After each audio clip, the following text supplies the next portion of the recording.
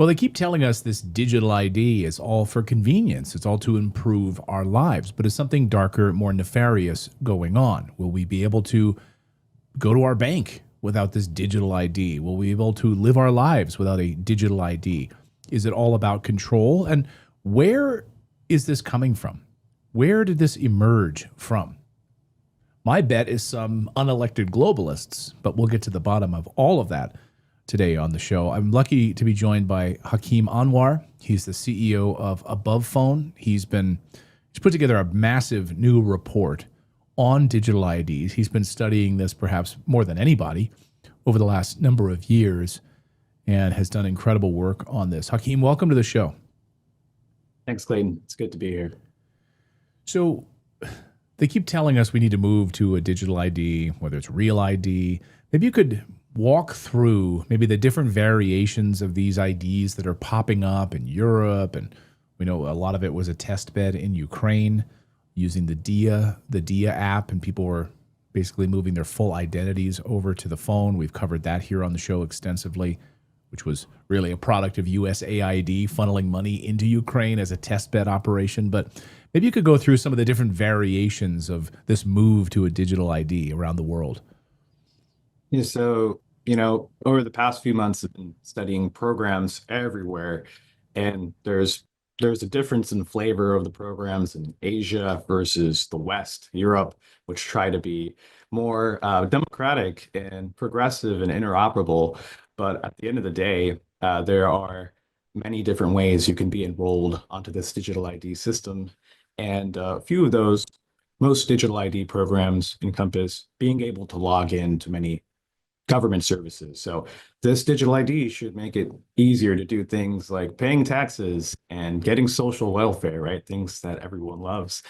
And so because it's a single sign-on, that also means that it's interoperable. So it can be expanded to social media. And now in the UK and in the Australia with their Online Safety Act, this is like a natural next step to do age verification because, hey, the digital ID already has a way to, and it has your age saved on there.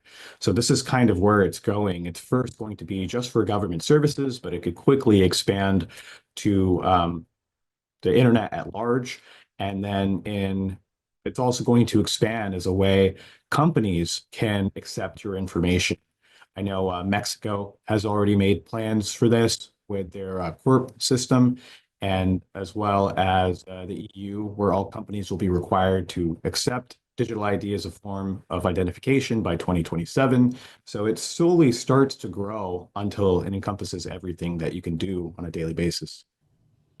Around the world. So for employment verification, they're telling us, of course, it's about our safety, right? It's to prevent whether illegal immigrants from getting jobs, and it's all about convenience. It's all about to make sure that someone's not hacking in your bank account. Like, this is your money. It's all tied to you. So it's all about protection, right? That's how they're telling us.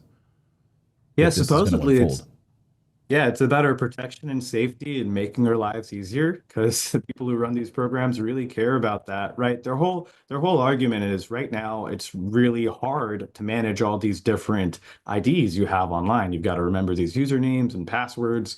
And so to simplify it, to reduce the amount of paper, because we need to be carbon neutral for all these things, that's why digital ID is very convenient. Well, it's also convenient for them too, because they're able to pool information from many different areas together. A really good example of this is Brazil's blockchain called bCadastros that they've been working on, where the digital IDs, a key to those IDs, are actually saved on this blockchain. And then there's 6 other agencies, the tax agency, the housing agency, the marriage and life agency. These are also publishing their data onto this blockchain. So it's kind of all tied together. And that way, these different offices are aware of what's going on with each other. And so it ends up in this system where if you happen to do something wrong on one of these systems, like let's say you forget to pay your taxes, or you were sued, and now this will affect everything else, and it could potentially null your digital ID. When you look at what is happening in Russia and China, which you can kind of argue they have the most mature digital ID systems in the world. Right now in Russia, I mean, this is interesting. I don't think people really know about the level of surveillance and control in Russia. But if you get called for the draft and you're on Goslugi, which is their digital ID system, then they actually have cameras in the metro and on buses that can see who you are. And because you provided them your legal identity and your biometrics, they will actually stop you and say, hey, where are you going? We called you for the draft, after 20 days or so. So I want people to be aware of where this is going and the sneaky ways they might be asked to enter this digital ID system. And it happens when you tie your legal identity with your biometric. Right now, that happens kind of as a side party through banks. Banks will KYC you. Russia did the same thing where they ordered banks to do the face scanning for identity verification. And then they took the bank's biometric database and said, hey, now you have to provide that to us. There's two laws in 2012 and 2015, which did that. So, you kind of have to know the roadmap of how we're getting there. Yeah, I can just think about, it's terrifying in a lot of ways. In the United States of America, I don't care about other countries. We have a right to privacy. We have a right to liberty. It's written in the preamble to our Declaration of Independence, right? We are endowed by our Creator with life, liberty, and the pursuit of happiness. We have that liberty that's given to us by God in the United States. That's what we believe in this country. And by the way, you cannot just search our houses. You can't just come in and do whatever you want to us and have access to this information. We have a right to privacy, an expectation of privacy in the United States. And for instance, the IRS, they just rolled out a new system. I'm sure you're aware of it because we had to get enrolled to pay taxes. And they're now using this digital system where they require you to verify your biometrics with your phone. Wow. In order to pay your taxes. So we get the phone out and hold it up to your face, and you have to move your head around, just like you're setting up a new iPhone. So move your head around, do the whole thing, scans your face, takes pictures from, whatever, and then sends it off to the IRS. That seems to me maybe a second or third step in this process of them getting access to our biometrics for tracking purposes. What do you think about that? I wasn't aware of that new onboarding, and that's really scary because we have unalienable rights in this country, and it's really sad to see them just sidestep it. But that's kind of a consequence over the past few years, and we've kind of removed the data silos from different agencies in the United States. So now that they can share data from each other with each other, and we have companies like Palantir that are more than happy to help, that this is really possible, that verifying your identity with one agency will give them the foundation to build a digital ID on. And I think it's important for people to realize, like, once you give your biometric identity with your legal identity, you tie them together, there's nothing else you need to do. From their side, they have the master key they need, and they can create a digital ID for you. It doesn't really matter if you use it or not. They just kind of have it sitting on the back end. So they've done this in Italy, they've done this in Denmark. And I know you don't pay that. Well, in other countries aren't as important as the US, but they will take those databases and use them. Now, in the United States, so you have to worry about the IRS, which I wasn't aware of. So thanks for bringing that to my attention. You also have to worry about Real ID, which Real ID technically isn't a digital ID. It's just a standard for physical ID cards. It's a ISO family of standards, 18013.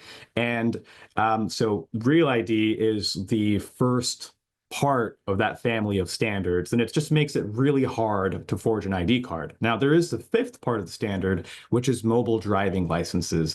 And that's also what's being used at the airports right now. TSA accepts it.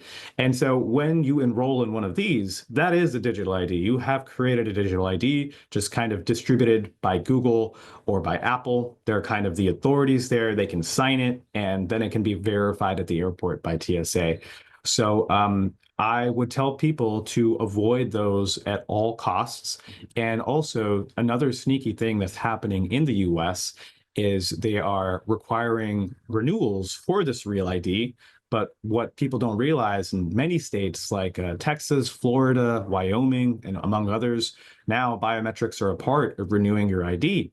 And so you are essentially, again, combining your legal ID with your biometric identity, which is going to make it really easy down the line if Texas or Florida wanted to create their own app, which is how I think this will go down in the Western countries. It's not the federal government that does it.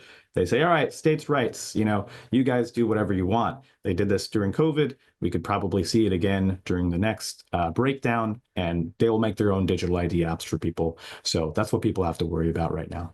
So you see Real ID in the U.S. as sort of maybe a gateway drug in a lot of ways towards a full digital ID. And I know, like, I'm in Colorado. I know they have the digital ID for your Colorado driver's license. They have it in California. They have a few states. I don't know. All of the states have now rolled that out.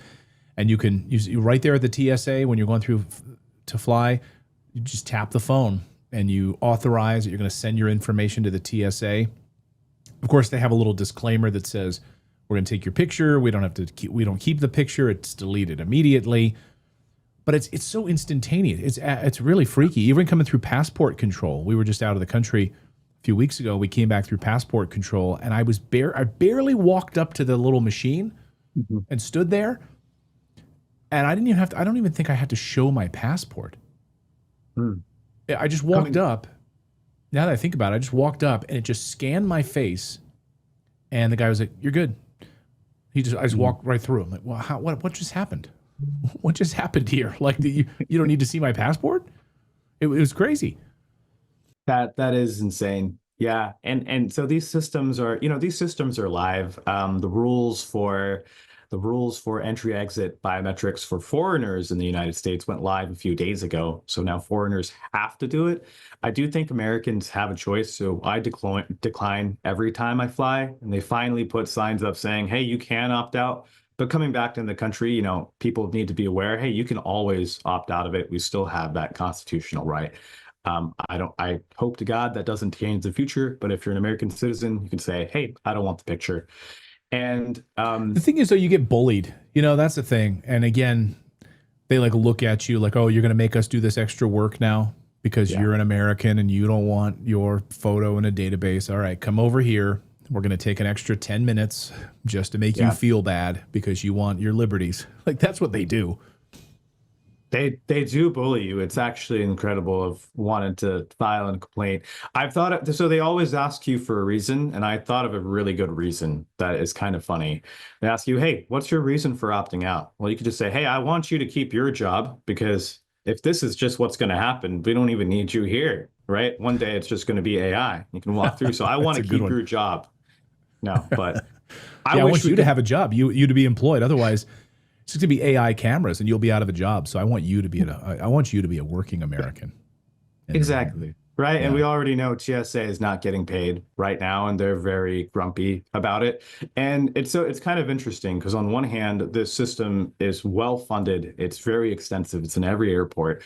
And at the same time, during this government shutdown, you realize how brittle it is. There are many people, many TSA agents that are just not showing up for work. So TSA around the country is on a skeleton crew, and there's delays and everything. And you just realize, wow, if we kind of pulled our energy back from the system a little bit, it would all fall apart without our consent.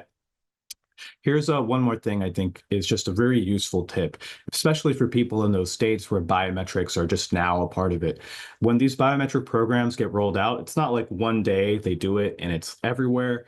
It's a lot of equipment. It takes a lot of time to go out to every office. But one tip I have for people is if you're in this position where you have to renew your ID and you go into your city and the DPS office they've got the scanning pictures, I say don't renew it there. Go farther out into the country if you have to renew your ID.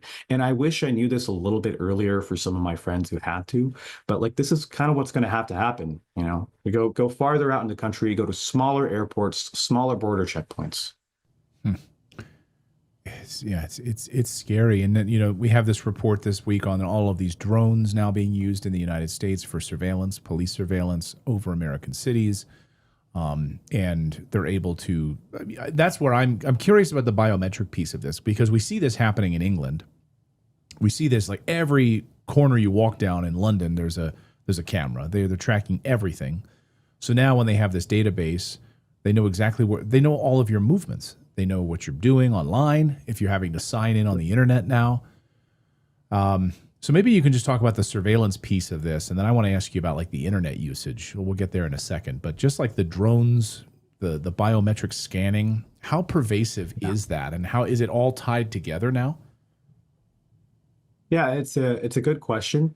The short answer is it depends, and I know you've covered Palantir quite a bit, but I see this digital ID piece is being the control grid because it has the precedent of your legal identity, and that's really, really important in order to find someone, in order to get someone in trouble, right? So it has that piece, and so I think any official government or public infrastructure at that point can be outfitted with biometric AI, so it can pull it and match it to a faceprint database and pull from any databases it has access to, and potentially, identify people at protests in a law enforcement setting. And yeah, I think this is right now a gray area in privacy law, where hey, you already provided this information at one other point, and there's data sharing from within the government, so it's one that you can't get around. But again, I kind of look at the examples in Russia and see that this is where it's going. So I think that people have a better chance if they don't hand over their legal identity.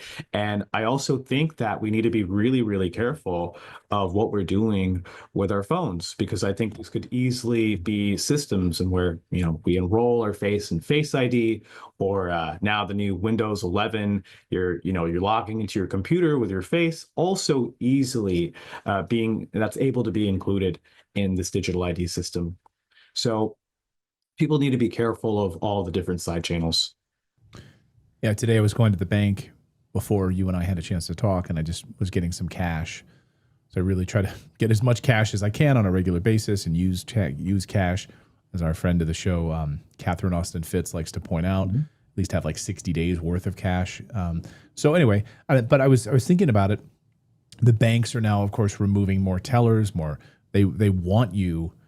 They want you to be online and digitally. They don't want you even really using cash anymore. And so I'm just curious on the banking piece of all of this. This is what I'm worried about from like a social credit score perspective, like we see in China. Hopefully it won't come to the United States, but we're watching what you're buying.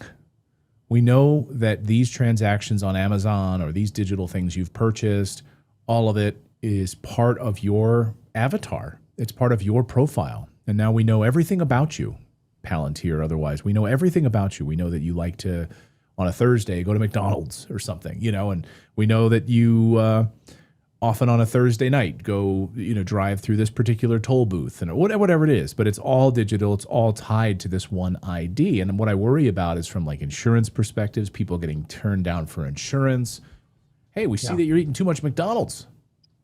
Probably means you're close to cardiac arrest. That's where my brain goes with all of this. Can you talk about maybe the cash and the money side of this with the banks?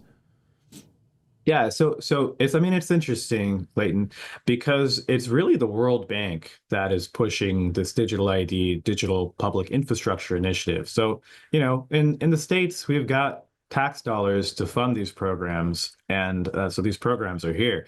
In poor countries like Africa, they don't even have money to document their populace, so the World Bank will give them billions of dollars. There's initiatives like the Identification for Development Initiative. There is 50 in 5, which so they target countries in Africa and South America, and they're pouring millions of dollars to ID their populace. And it's a bank. So, banks are going to be the natural first partners of this digital ID system. Here's a prediction I'll make. By 2027, it'll just be very natural. It'll be like the first means of authentication when you open a bank account. You won't necessarily, if you go in person, right, they're going to try and say, all right, hey, just sign up with your biometric biometrics. That's the way we do it now. And I think it's going to come down to the individual bank and their policies. Just know that if you're doing something like this online, you can do things like try and disable your webcam. Like, don't give your webcam permission, and it's going to ask you like multiple times. Oh, hey, oh, okay, that didn't work again. Can we try again? And then eventually it'll give up and say, okay, we can't get your webcam to work. Send us your identification documents, a scan. So it's like, they're not going to tell you there's a manual way to do it. You're going to have to insist. And I think that's kind of ridiculous. But as you correctly pointed out, like banks will be the financial system is really, really important right now. With bank transfers and credit card payments, it's possible that those are easily integrated into the digital ID system. But what's more likely is the use of payment apps. Those are a little bit more easy because they use modern infrastructure. And this is the second component of digital public infrastructure, which is like an idea from the United Nations Development Program, which is called unified payments. So you need the digital ID to tie everything together. Then you have the unified payments. And in India, these unified payment systems are really well done. They're used everywhere. So you'll have payment apps that you start to use. You'll kind of see this over the next 2 years. These become popular. So PayPal might pick up the torch, or Zelle or Venmo, and they're going to encourage you they're going to make these apps really easy to use. So when we get to that stage, I think that we'll get into that situation where, okay, log into Zelle. All right, hey, I'm switching over to your digital ID verification. Okay, we got that. And then I think we're getting into that point you're talking about where they're able to track all of your behavior and activity. Well, we've seen them debank individuals already. Friends of mine have been debanked. I've had journalist friends who sat in my living room, and while they were sitting there in my living room doing an interview with me, he got an alert that he was debanked off of one of the websites. It was Zelle or one of them, where he was where he could make a little bit of money. He was making no money to begin with, and they shut off his funding source because they didn't like his politics as a reporter covering the Ukraine war. Like, that's what I worry about, being debanked, being taken out of the system. And there was an ad that ran recently. It was like an AI generated ad that ran recently in the UK about the Brit card. I'm sure you've seen it online, and we can even show a little clip of it here. But it shows an old lady waiting for a bus, and she doesn't have a phone. She doesn't have a smartphone, and therefore she doesn't have a Brit card with her digital ID. And the bus driver tells her, sorry, you can't get on the bus. We need your Brit card. And she says, I don't even have a smartphone. Can I see your Brit card, please? I don't have one. I don't have a smartphone. That's what I'm worried about too, is, if you don't go along with this, you're going to be left behind. You're going to be what liberals love to say about the poor and minorities in this country, is that they don't have access to bank accounts. They don't have IDs, therefore it's difficult. We can't have like some sort of an ID verification for voting, right? So that's what they say, right? They're going to be left behind. Yep. They're not going to be able to vote in our elections, and I worry that that's what's coming with this new system. Yeah, that type of messaging in that ad is exactly the messaging that comes from, these initiatives from the World Bank and the United Nations. That's how they frame it. Like, having a right to an identity is a human right, because otherwise you wouldn't get all these awesome things like school and social support and public transportation. But they conveniently ignore the fact that in this situation, they have to be the ones to control the ID, and they're also the ones pushing people out of the system. They could just ease up a little bit and let people identify themselves in other ways. But no, that's never part of the discussion. And so it's all about power, and it's about control. And I think that they would like this digital control grid because there are so many people. It's really hard to keep track of what they're doing, and also to make sure everyone is on their best behavior. So a unified digital public infrastructure will make that a lot easier. Now, this is really interesting. So in China, they have the system pretty much worked out. Even though I'd say their digital ID is fairly new, but they do have places where they have a public registry of what do they call it? They call it dishonorable citizens. And so if you get sued, if someone sues you for defamation, and this is an actual story, this guy got sued because he was a lawyer defending someone, and so he got sued for defamation, and he wrote an apology to the judge. And the apology was not convincing enough. So they put his name on the blacklist. Next things he knows, he can't buy he can't buy plane tickets online. Right. What? So yeah, like it's really insane the hoops people have to jump in So through you there. can And even when- like look at this dishonorable registry and see who's like listed on this blacklist.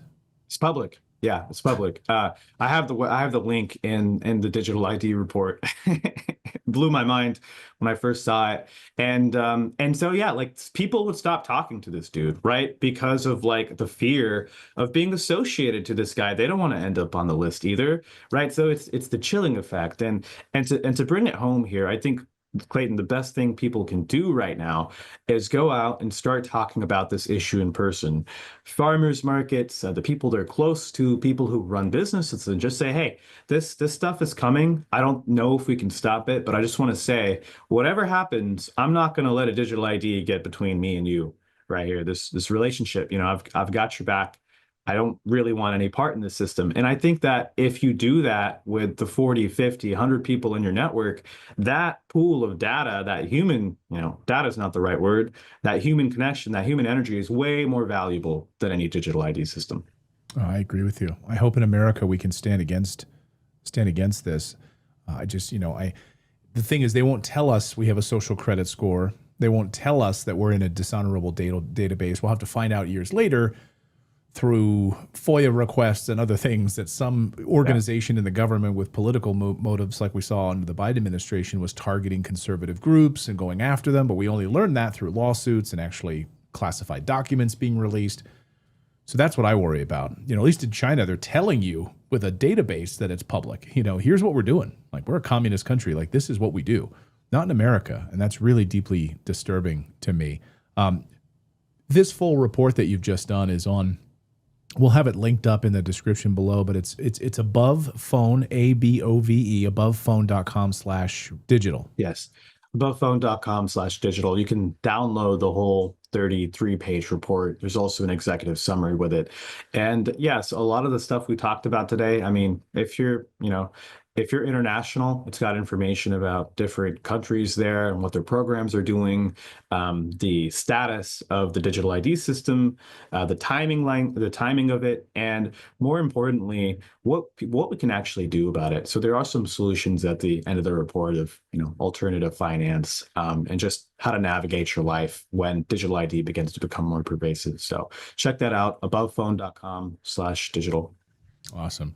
And before I let you go, I mean, I didn't know much about Above Phone, and that's not why you're even on the show, is to talk about that, but you're the CEO of that company. And from what I understand, just like diving into a little bit of the research on Above Phone, Linux, am I right? Linux based. So Yeah. It's a privacy phone, privacy laptops, privacy tablets. How does that work? Like, if I wanted to say, I'm done, I'm done with this. I want to separate myself from this tyranny. I want the privacy that I'm afforded under the United States Constitution. What does Above Phone do exactly? Yeah, our mission is to make sure people are protected from these abusive software ecosystems. So most people don't realize it, but their devices are pre-hacked, right? If someone, a third party was out there and they could install apps on your phone without your knowledge and change settings and turn on Bluetooth, I would consider that hacked.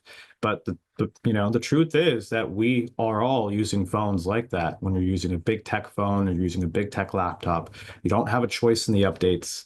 They turn on things like AI photo scanning of your messages by default, and they don't even notify you. They don't ask you for your consent. So it's a really dangerous situation because of all the things we've talked about, the digital ID system. I mean, it's not out of the question for a digital ID app to appear on your phone one day without you doing a thing. Like that's not out of the question. So what our company does is we've been around since 2021 and we've been providing solutions because there are solutions. There is a way you can use a phone without being connected to big tech. So our phone uses open source operating systems, and it also is one of the most secure phones that you can buy on the market. Like it's been it's basically been proven the companies that try to break into these phones cannot break into this one, whereas iPhones, Androids, they typically have ways to break through the encryption. And so we do the phones. We also do laptops, which run in Linux and open source operating systems.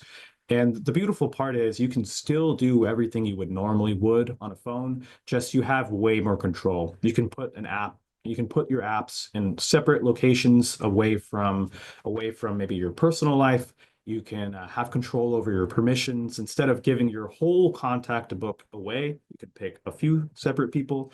So yeah, that's our mission, to make sure people like yourself who do important work are protected with their communications. Great. Well, I'm going to check it out as well. Hakeem, great to meet you. Thank you for being here on the show. And I really wanted to dive more deeply into this digital ID. I think it's important for everyone to know what's coming. And in many ways, you're a futurist because you're in this world watching it happen. You're seeing what's happening in India, these things that are going to start to flow here 2 years from now, the things that we've been seeing in Ukraine, they desperately want to bring to the United States. Hakeem, thank you so much for joining us. We really appreciate it. Thanks, Clayton. And thanks for watching.